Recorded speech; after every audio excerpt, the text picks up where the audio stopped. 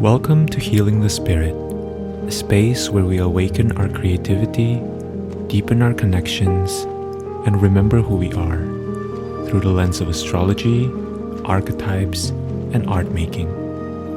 I'm your host, Jonathan Coe.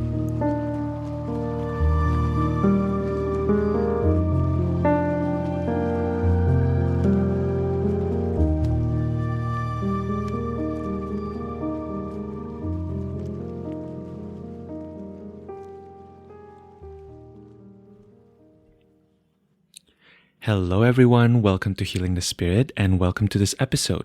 In this episode, I'm going to be sharing with you some of my contemplations for the week of May 29, 2023. And as always, my first and foremost invitation is for you to allow the space to be one where you welcome in your own inner knowing. So this format is monodirectional, right? This is me sharing a transmission with you, sharing contemplations with you, and you don't really get to respond back to me. However, that doesn't mean that your body, your intuition, your heart doesn't respond to the information that I'm sharing with you, right? So allow that information, allow your own knowing to come forward, because chances are that will most likely be the thing that is the most important for you. You have everything that you need in order to build deeper relationships with your path and to really create a collaborative relationship with your reality as you move through the week. Okay, so let's start with a little bit of a rundown of the astrology of the coming week. We have a pretty quiet first half of the week, and then on Thursday, June 1st, Jupiter will conjoin the North Node in Taurus. On Friday the 2nd, Venus in Cancer will trine Neptune in Pisces. On Saturday the 3rd, we have a full moon in Sagittarius, where the sun will be close to Juno in Gemini, and the moon in Sagittarius will create an exact trine to Pallas. Both Juno and Pallas being asteroids, right? And then we also have Saturn squaring the full moon, even though it's not by a super close degree. And finally, on Sunday, the 4th, Mercury will conjoin Uranus in Taurus. So what I think is interesting about this coming week, right, astrologically, is thinking about how basically the major events of the week revolve around the part of the sky that is Taurus, right? Even including the full moon, because when you look at the full moon, the sun is in Gemini, which means that it's ruled by Mercury, which is currently in Taurus, and the moon is in Sagittarius, which is ruled by Jupiter, which is in, guess which sign? Taurus, right?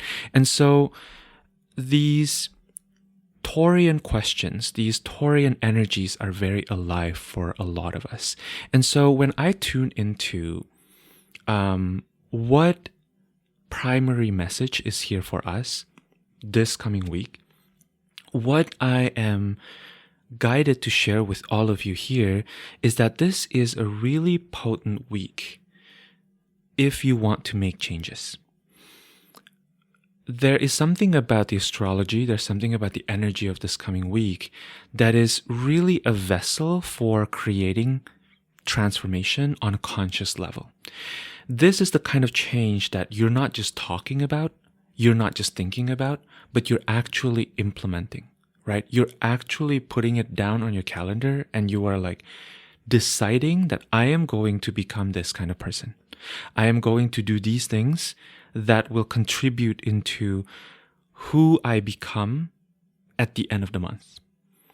And this is really fascinating. If you have been following my contemplations for a while, you know that I am pretty big on internal shifts, on really allowing ourselves to create space for deeper contemplation. And the reason why this is because I believe deeply that we live in a culture that really glorifies external actions, right? That really glorifies making changes creating transformations on an outward level, and we don't always pay enough attention to the internal infrastructure that's necessary in order to support that change, right? And so oftentimes, in my opinion, totally personal and very humble opinion, 80% of the time, what we need is to look deeper within. But it's also important to note that sometimes looking within can become a form of resistance, right? Can become a form of us avoiding actually doing the work that we know is necessary.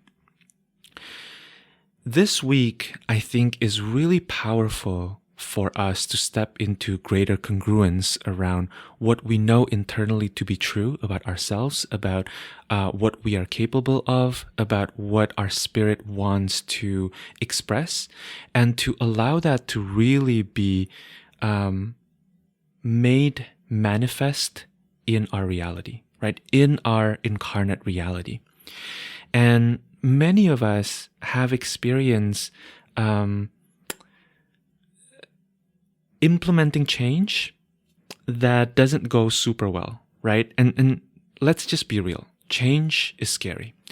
Change is scary because you're entering the void, right? You don't really know when you are implementing or committing to a certain change.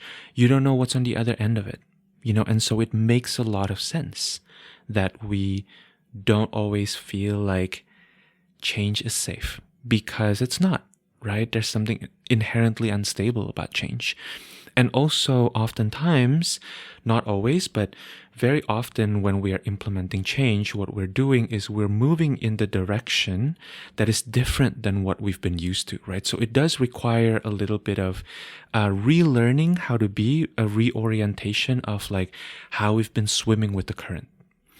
And so have compassion on yourself, first and foremost, around the fact that there may be some parts of you that really resist making the change that you know you are capable of doing and that you really want to see happen, right? And what I'm going to be sharing in this episode is I'm going to be sharing some contemplations around how feeling into the energy of this coming week can really help us with making the changes that are going to be helpful for us, right? And I want to start by saying that to me, part of what is so profound about doing change work is twofold. One is that change only really becomes permanent when we allow that change to also happen on an identity level, right? If you, let's say, want to change certain habits around perhaps moving your body more, right? You may have to also, in fact, inevitably, you have to confront your own preconceived notions, your own assumptions, your own ideas about the kind of person who moves their body, right? If you want to be the kind of person who has more space in their calendar, right? You might need to confront a lot of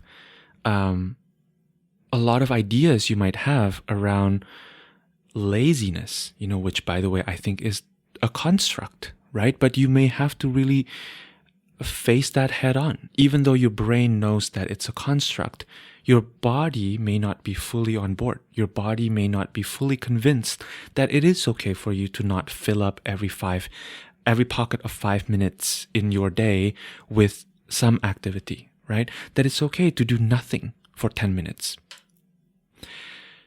You may really have to grapple with this because in some ways, when changes are only applied topically, meaning when you allow change to happen in terms of like, oh, I'm going to start doing this particular activity once a week, right, for 2 hours. When you only allow that to happen, then you might find that you're not fully on board, or there may be a lot of resistance to actually even doing it because there's some part of you that doesn't really believe that you can be the person who does the thing, right? At the same time, it's also important to note that shifts in identity, shifts in how you feel about yourself is a circular process, right? It's a spiralic process. It's not. I really want to debunk this idea that you need to do the internal work first before you do the external work. Because in my own experience, this does not work. The reality is that how we see ourselves, the changes in how we see ourselves often happens gradually. That a lot of the times we need to give ourselves a little bit of an internal boost, and then we implement on the external realm something that maybe we haven't even thought about doing before, something that seems a little uncomfortable, and then we need to see that it's okay for us to then gradually expand even more into the person that we know ourselves to be that can do the thing, if that makes sense, right? That this process of shifting your identity is sometimes also gradual. There are shifts in identity, obviously, that can happen really quickly and really massively. Maybe you go to a meditation, right? Led by a facilitator that you trust, and then you notice yourself shifting something so quickly, right? That's totally possible. And also, I think there's, for a lot of us, in a lot of areas of our lives, trusting that patiently, doing a little bit of an internal expansion and then allowing that to show up externally, right? And see the effect of that externally, notice how we feel with the changes that happen externally. That may be the way to go, right? And then after that, you go into deeper and deeper layers of internal work, external work, internal work, external work, right? In my own life, this has shown up really massively around giving myself permission to move my body, to go for a run, right? To go to the gym, to walk more. I realized in allowing myself to have more of that experience that, for example, I end up sleeping better at night. And then there are these benefits that I didn't even register on a conscious level, that once I started making the change, I started realizing, oh, this actually shifts my internal reality too, because how I feel changes how I see myself. So that's just something I want to say at the front end before we kind of get deeper into the astrological side of it. And specifically, I think this is always true, but specifically for this particular episode and, with this particular aim that we have in mind to work with the energy of the week to maybe implement some changes, I want to be clear that I really see the astrological weather, the astrological energetics to be essentially like a current, right? And knowing the current can really help you figure out how to swim or whether to swim at all, right? And I think the real value, at least this week in contemplating the astrological energies that are present, is that it will help you get more in line with the current that is present, right? And in moving with the current, you might find that things get a little bit more easeful. And this brings me to Jupiter conjoining the North Node in Taurus, because Jupiter is really the largest, most gassy planet, right? Jupiter is that which creates tension away from the mass of the sun in the solar system. Jupiter creates this balancing effect in the fabric of the solar system.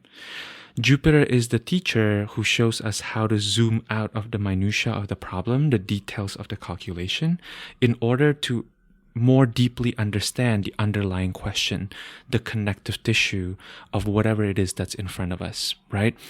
And then the North Node in the Vedic tradition is Rahu, which is the head of the dragon, which has been severed from the tail of the dragon, Ketu, or the South Node, right? And as such, the North Node, or Rahu, carries this kind of hunger with it, right? The North Node approaches things with a certain level of ravenousness. And so when we think about Jupiter and the North Node, Jupiter kind of coming close to the North Node, I think what's really interesting to contemplate is what are some of the areas where you perhaps out of habit have been moving in a particular direction. But as Jupiter is coming and showing you the larger picture, can you maybe become more aware of whether you are moving in alignment with, in the same direction as the larger flow, right? The larger flow of life. This to me leads back to the idea of abundance, right? Abundance is often a word that we associate with money. And true, I think that there's abundance work that we can do when it comes to our financial conditions and situations. However, I think that oftentimes talking about money can get really charged. And so it's important for us to also expand our understanding of what abundance can entail, right? And get to know the frequency of abundance outside of the realm of money, because in so doing, we get better at actually getting to know the frequency of abundance that's not always tied to money, right? That impacts money, but is not synonymous with money, right?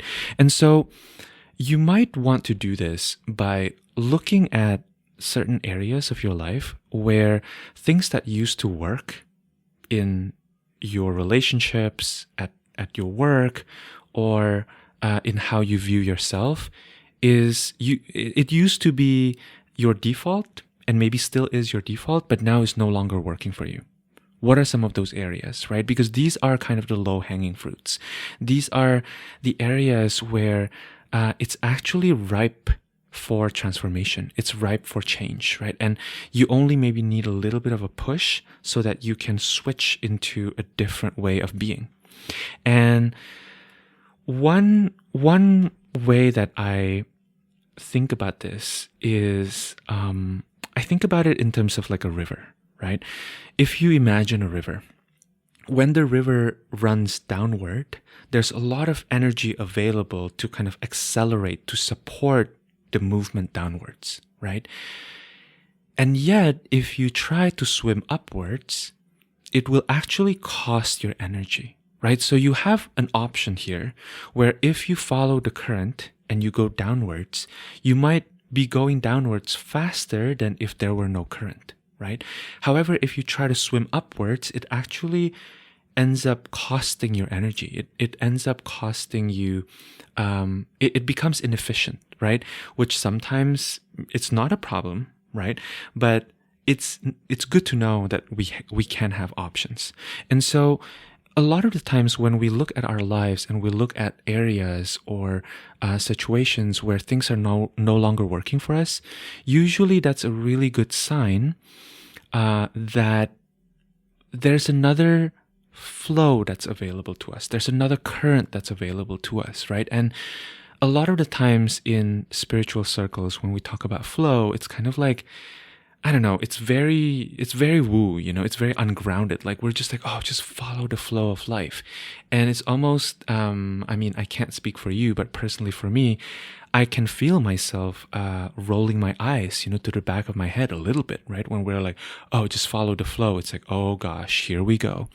But I think it's important to reorient our understanding of flow into a much more regenerative, and for me actually the way that I do this is to look at it more mechanically, right?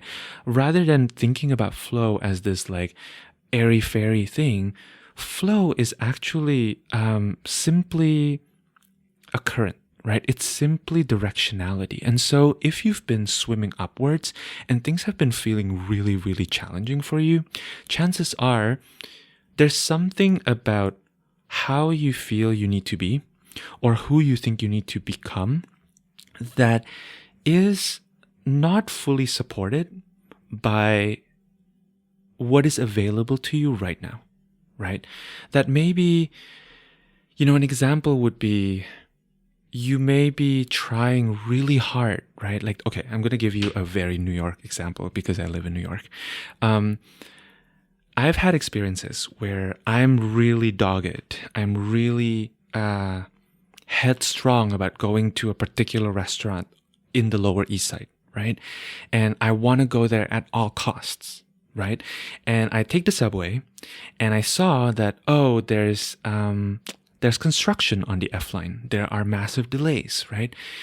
At that moment, I can continue to force my way to thicken my willpower in order to get me to the Lower East Side, right? I can still force my way so that I can get there, right? Or I can take Uber, right? I can spend a little bit more money, or I can say, you know what?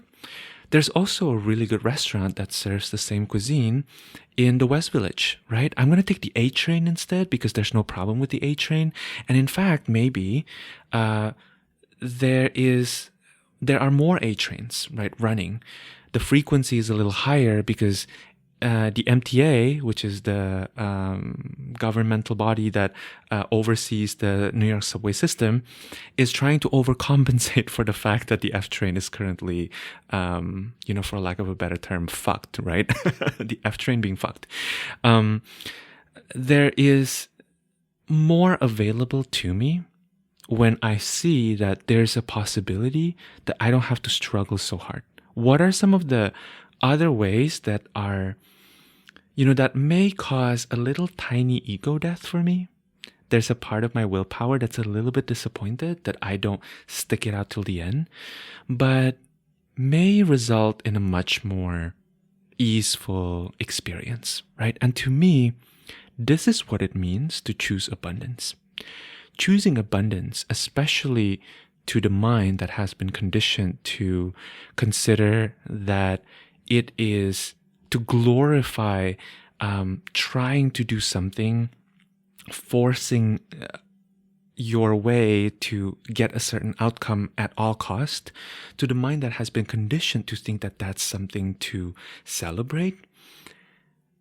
Going in the direction of more flow can feel like cheating, can feel like losing out, right? But what if you give yourself permission to not be so attached to the idea of, air quotes, winning? What happens if you let yourself lose a little in order to maybe gain more in the long run or in the larger scheme of things? This to me is very much the Jupiter lesson, right? Jupiter is here to teach us, hey, the thing that's in front of you, the thing that you've always thought you wanted, probably belong in a larger ecosystem of desires. What does the thing that you want actually trying to tell you about the deeper sense of you wanting to be feeling inherently okay in this lifetime? Or if I were to phrase that a different way, what does your surface level desire tell you about the larger thing you want? And are you sure that surface level desire is the only thing to get the larger thing underneath that you want, right? And then when we're thinking about Mercury conjoining Uranus, I think a lot about the nervous system when Mercury and Uranus are kind of in the chat, right? Has entered the chat. Because I think a lot of the times when we're making changes, what can be really difficult is giving ourselves the extra space to think about how we can support our nervous system. The astrology of 2023 thus far has been full of a lot of shifts, right? From the perspective of like the card of the year in the tarot, 2023 is a chariot year, right? So you may have experienced a lot of shifts happening, but maybe, when a lot of shifts are happening cosmically, it may be the case that you are actually more stuck in your life. And this, I think, is one of the most frustrating paradox, because when a lot of things are changing energetically, there's an inherent sense of instability. And as any lover of plants and domestic animals know, if you have pets, if you have a dog or a cat, you know this to be true. Our animal body doesn't really like being in that chaotic space of changing all the time.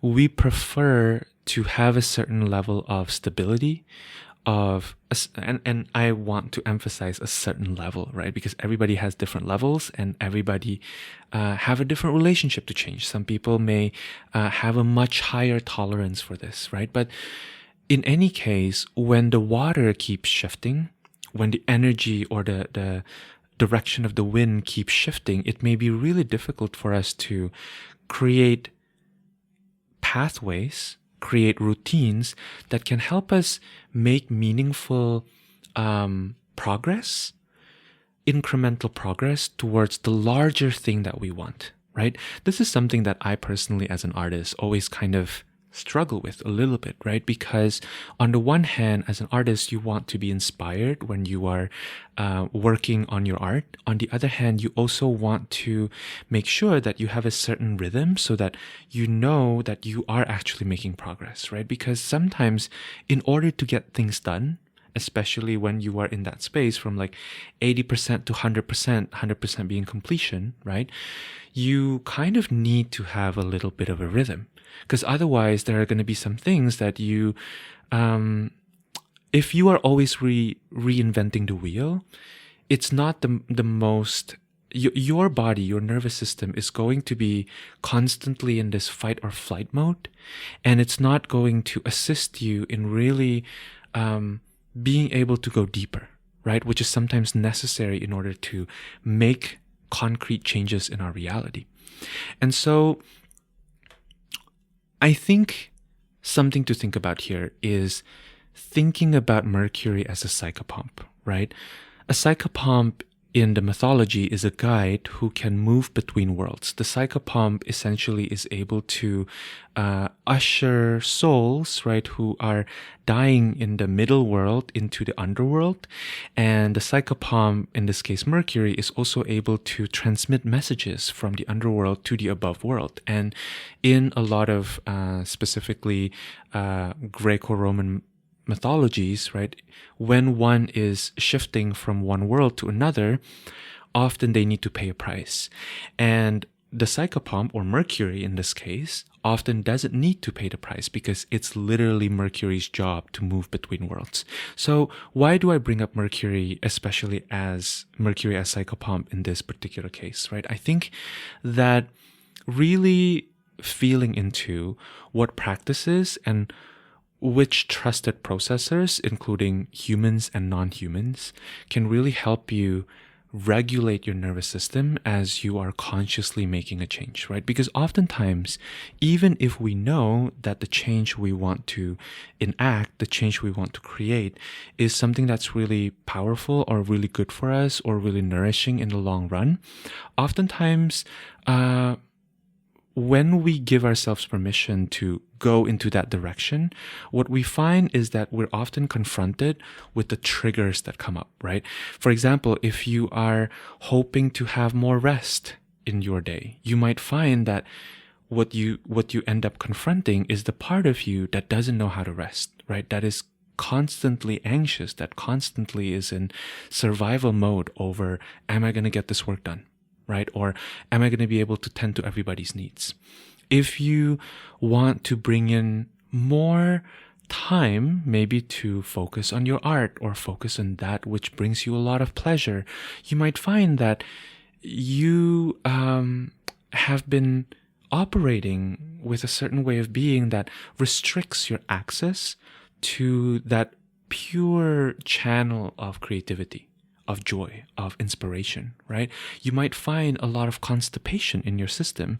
And so oftentimes, even though the means to, or the end to these means, right, of making concrete changes are really desired or desirable, you might find that the process is not super fun after all, right? Because you have to kind of move through that resistance. And so I think it's interesting to think about this in terms of like Uranus versus Mercury. Uranus is an outer planet, Mercury is a personal planet. Uranus you can only occasionally see through the naked eyes, whereas Mercury is often very accessible to the naked eye, right? Depending on its orbit. Sometimes when we're so focused on the larger change, when we're so focused on the collective, the thing that is outside of our control, right? A lot of us who have a social media presence talk about the algorithm, for example, or we talk about the government. And I think all of this is really, really important, right? It's important not to push that aside, to pretend like that doesn't impact our lives. But when we are too focused on it, when like 95% of our attention rests on those larger things, it can feel really numbing. It can feel like, wow, this is so large. I don't even know what to say in response.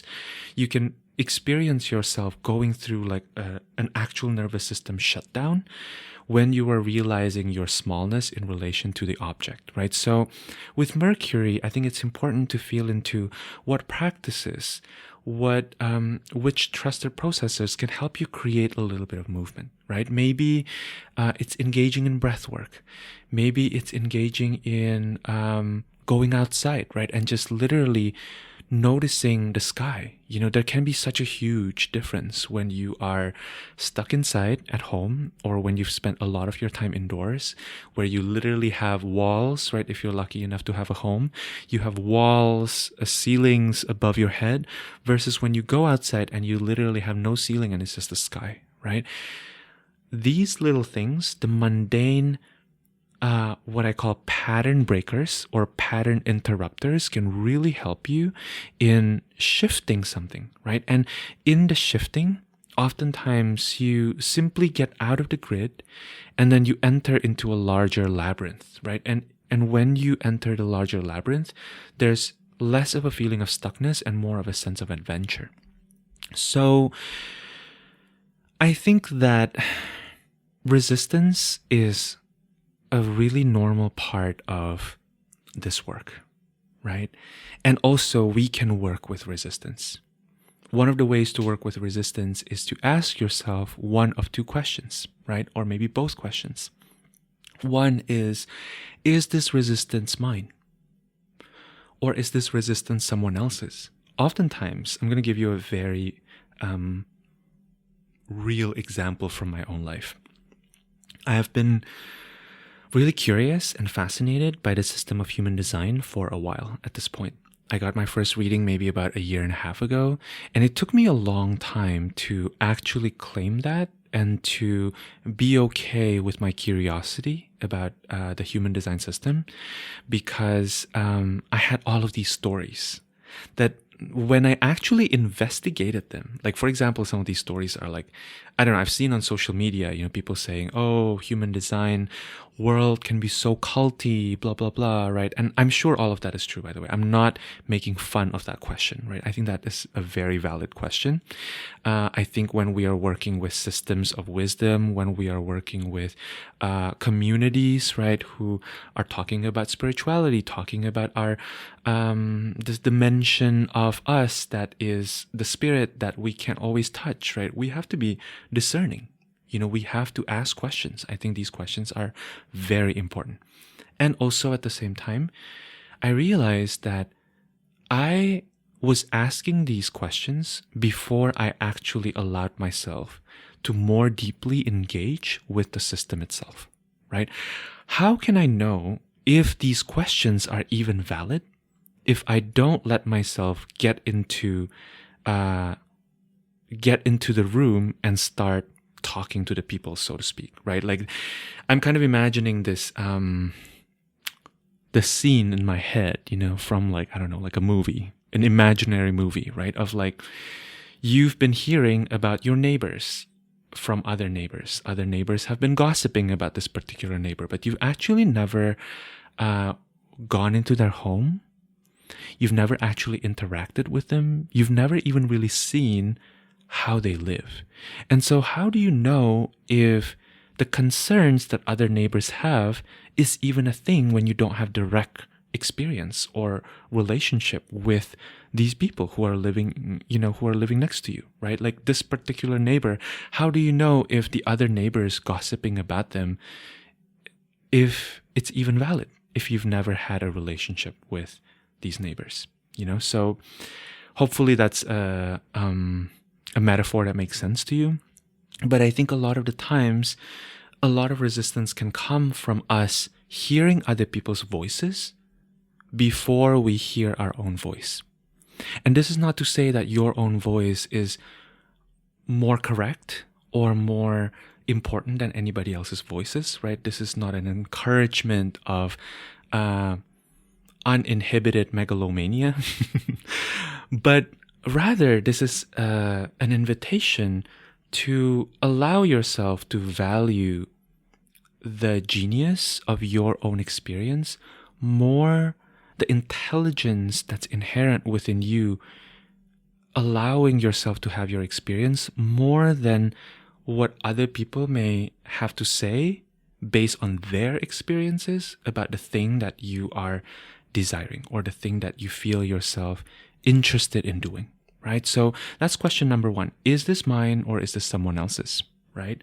How much of it is mine? I think that's also a question that I like to ask myself, because I can feel into what the percentage is, right? If I'm feeling a certain resistance, maybe to, engaging in a certain artistic practice, I can feel into, this resistance is only 20% mine, right? Maybe there's 60% of my primary caretaker, or a voice that sounds like my primary caretaker in my head saying, are you going to make money out of doing that artistic practice, right? And then there's another 40% from my friends, who says, who is questioning my sanity for wanting to start a new artistic practice. I don't know. This is all just an example, right? But you might find that as you ask yourself this question of, is this mine or someone else's, you might find that giving yourself an opportunity to return back to, literally to turn your being back into your own direct experience with the thing may really shift a lot. And then I think the other thing to also consider is that, are there old assumptions or old ideas that I carried from previous experiences that may or may not be applicable to this particular experience, right? A lot of us, I think the best example for this is relationships, right? We may have at some point had a really bad experience with a certain kind of person or a kind of relationship that we develop in a particular setting that we might, our reptilian brain immediately thinks, I need to just not even engage with this because the result is going to be disastrous, right? When maybe that's true, maybe that's not true. Who knows, right? But I think the point here is to not fully believe your own assumptions from the past, not because we shouldn't be learning from the past, right? There's absolutely wisdom in the past. And also, oftentimes the present and the future doesn't behave exactly like the past. So really getting more comfortable with letting yourself be in present time with things can be really, really helpful. I also want to mention a few more practical things, right, in terms of making changes, especially in making concrete changes and making changes that really change you and change who you feel yourself to be on a cellular level. I think that letting things be small but regular is significant, right? We, in a lot of spiritual communities, talk a lot about making big transformations. And I love big transformations. I love dramatic transformations, right? Who doesn't want to be Cinderella? Let's just be real. We want that really wild shift, right? We want everybody to turn around and be like, whoa, who is that person? We want that kind of transformation. And yet, I would say that kind of transformation probably accounts for 2% of our experiences. The rest, when we want to actually make lasting, sustainable changes, What we often need is to cultivate the skills necessary, right? And to do the hard work of showing up daily to the thing that matters to us, right? So this is where I think the very practical, very mundane, very unsexy advice that I'm going to share with you is going to really come in, which is put it in your calendar. Really try this out. I've been finding that when I have this vague idea of like, oh, I want to play the piano more or practice the piano more, or I want to clean my house once a week, but I don't actually ground it in like, when am I going to actually clean my house? You know, am I going to do that every Saturday? Am I going to do that, every Monday? Whatever, right? It doesn't always even matter when you want to do it, but putting it in your calendar is a really powerful way to signal to your brain, to your subconscious, your aura, your nervous system that I am committed to this, right? I was experiencing this earlier this year where there are a couple classes that I signed up for that I didn't put in my calendar, and it didn't, so I never get notifications around it, right? That then just kind of became, I just never ended up going to class, let's just say.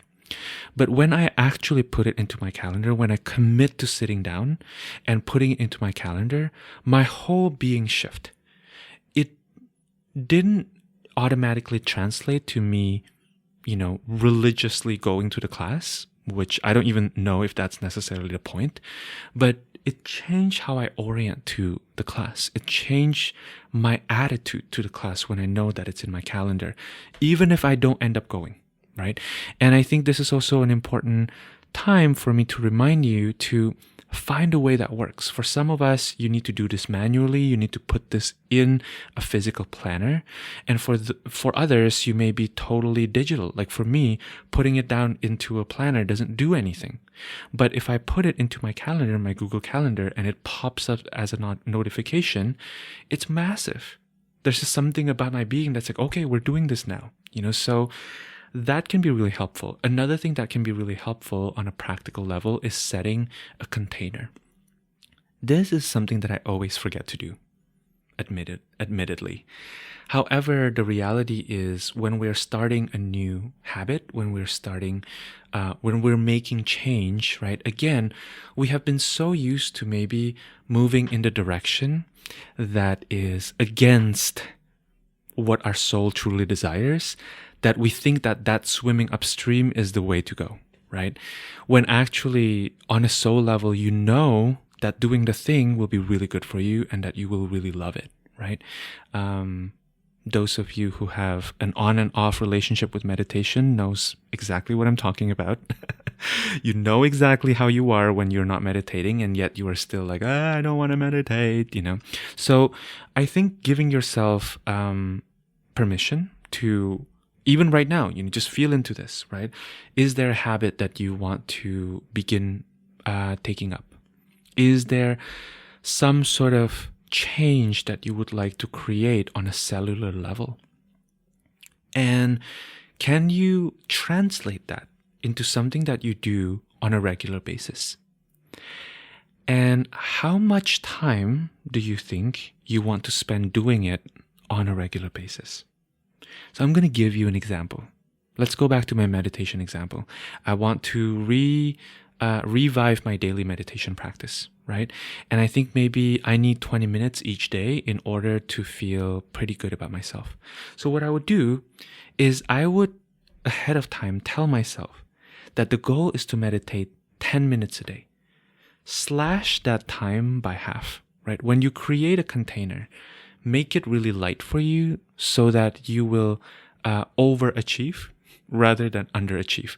When we consistently are in that underachieving energy, or like, oh, I can't possibly, or things like that, that feels discouraging, right? And so one way to really encourage yourself on a cellular level is to create expectations that are very low, right? Ultimately, I think committing or devoting to something is about energy. It's about allowing your whole being to turn toward the thing, right? When we are drowning in expectations that on some level we know that we will not really accomplish, we're actually not really being present in the moment, are we? We're actually not rooted in the space. We're not rooted in this dimension. We are creating this impossible reality that we need to manifest that we are not even excited by. That a part of us is like, I don't even care about that goal because I don't think that that's possible, right? So give yourself something that you can actually respond to. Give yourself not expectations, but perhaps a container for wonder, right? What if you think about this as creating a container for me to care for myself through doing the thing? So if, let's say, your goal is like you want to have a more organized home, then, if you know that the maximum amount of time that you can spend cleaning and organizing your house is like 30 minutes a day, right? Slash that to 10 minutes, right? And let yourself do that on a regular basis. Maybe even give yourself some reward if that's the thing that is helpful to you.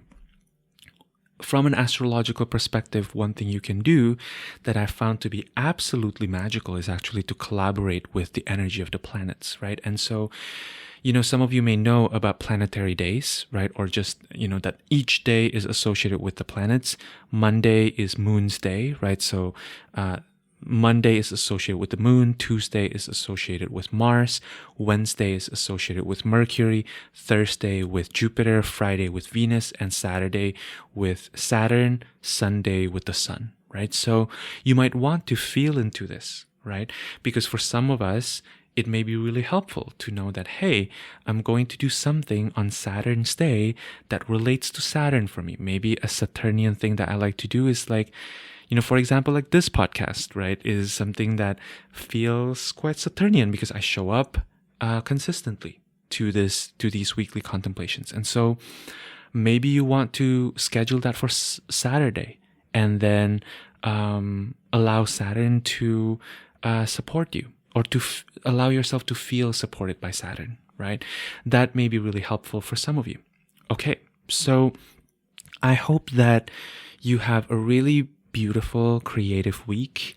I hope that making changes this week feels fun for you. I want to give you the task of making it really fun. I want you to trust that making change can be really delicious, that making change can feel really easeful, and to really just let yourself play, even if you don't get anywhere. It's about shifting out of a grid that you've been used to, right? I think there's enough stability with all of this Taurus energy in the astrology, in the energetics at the moment, that is really conducive to you making changes that will ultimately, that may be really far-reaching, right? Which impact may be really far-reaching at the end of the day. So, yeah. One final thing. I want to say that changes also don't have to be novel. And this is something I'm learning recently, because a lot of the times when we think about change, our brain often immediately goes into this place of like, I need to change into something that I'm not already, right? And I don't think this is true. Because ultimately you are a multifaceted being, you're a multidimensional creature. And so if you want something, most likely the thing is already existing within you on some level, right? And chances are, if you look to the past, in your past experiences, in your past relationships, you may have found that there are aspects of you that are conducive to creating this reality, right? That are conducing to making this change. And so if that's the case, I would invite you to bring in this part of you, because one, it's such a lovely and friendly way to not feel like you don't already have everything that you need, which I think is totally a fallacy and can really throw you off any work that you are doing around change. And two, I think it can be a really powerful tool as well, because in some ways, reminding yourself that you've done this in the past gives you a little bit more confidence that you can also simply be in the future or simply be in the present, and the thing will get done in a way. I hope that makes sense to you. Okay, so I think that's it by way of contemplation. I have a couple announcements for you. One is that my dear friend Nick Kepley, who has been on the podcast, is hosting a beautiful conference for people who identify as queer. It's called Meet Me at the Margin, and the first meeting, the first session of this conference is happening this Sunday, and I will be one of the facilitators. My session will be on June 21st, and I am so excited for this session, honestly, because I am going to be facilitating an experience, kind of a communal experience with everyone in this class, to think about queerness from the perspective of the birth chart. So something that I've seen a lot, and this is something that I've been in conversation with Nick about with regards to queerness and astrology, is that often the orientation when talking about queerness is trying to find a placement in astrology that describes queerness. Like, for example, I hear a lot of like, oh, you have Uranus in your ascendant, or you have Uranus in your IC, and therefore that's kind of like, quote unquote, your queer placement, right? And I think this is such a beautiful and important study that we can do with astrology. But I'm also curious about, what if the whole chart is queer? What if you, as a queer person, if you are listening to this and you are queer, what if your queerness is reflected in the whole chart? What if the chart is not these segmented places, right? Fragmented places, but rather a whole symphony between the different planets that speaks to, that has codes, that has something to teach you about your queerness, your particular brand of queerness. And I think this reorientation has been really powerful in my own practice, because rather than trying to describe myself through the chart, I let myself collaborate with the chart, and this is how I read charts in general. I let myself collaborate with the chart to more deeply understand some potential that I may not be able to see through my conscious mind. Right? So I let the chart inspire me rather than feeling like I need to pinpoint one place in the chart that speaks to my queerness, because my queerness is not your queerness, dear listener, right?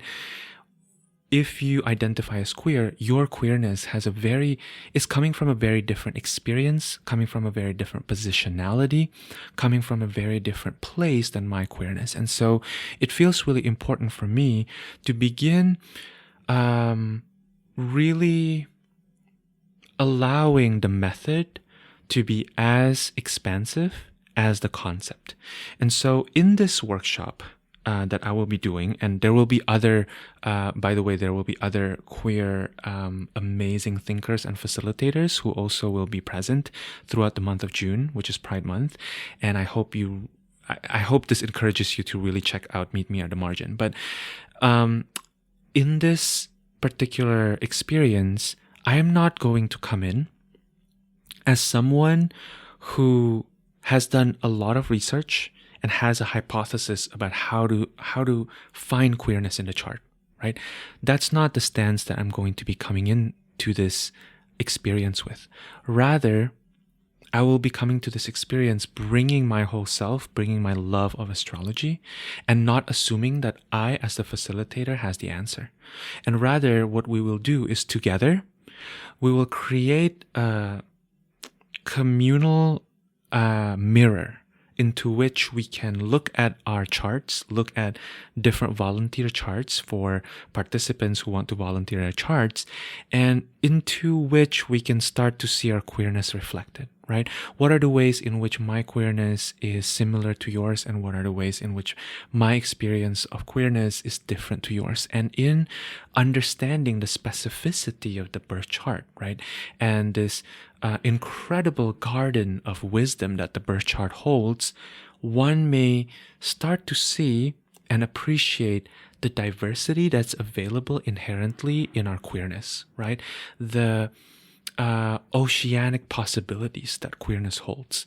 That, to me, one of the beautiful things about the idea of queerness and the experience of queerness is that it is an inclusive rather than exclusive experience, right? So if this workshop sounds exciting to you, I highly recommend that you sign up for this experience. Again, it is a 4-week immersion for queer folks to explore and to hear different presenters, facilitators share their unique perspective and share their unique relationship with their modalities with in terms of contemplating queerness. Okay, I think that's it. Oh, one more thing. If you enjoy this podcast, I would really love it if you could write a review or give me 5 stars or give the podcast 5 stars in any of the podcast app that you are using. If you are on Apple Podcast, I would really love to receive a review from you. It really, really helps in terms of getting this work out there. This work is really a labor of love. I love showing up here so much. And I hope that, I'm assuming that if you are listening this far, you also love it. And so feel free to share the love, share it with your friends, and or leave a review. That's maybe the least awkward way to support this podcast. Okay, thank you so much for listening, and thank you for for your attention with this very involved contemplation this week. I realized that this is a little bit longer than usual, but I think it's worth it. I think this week is going to really assist us in giving birth to some of the changes that we are truly craving in our lives. Changes that feel delicious, changes that don't feel scary, changes that feel exciting and electrifying. All right. I'm sending you so much love, and until the next time we meet, I hope you take good care of yourselves.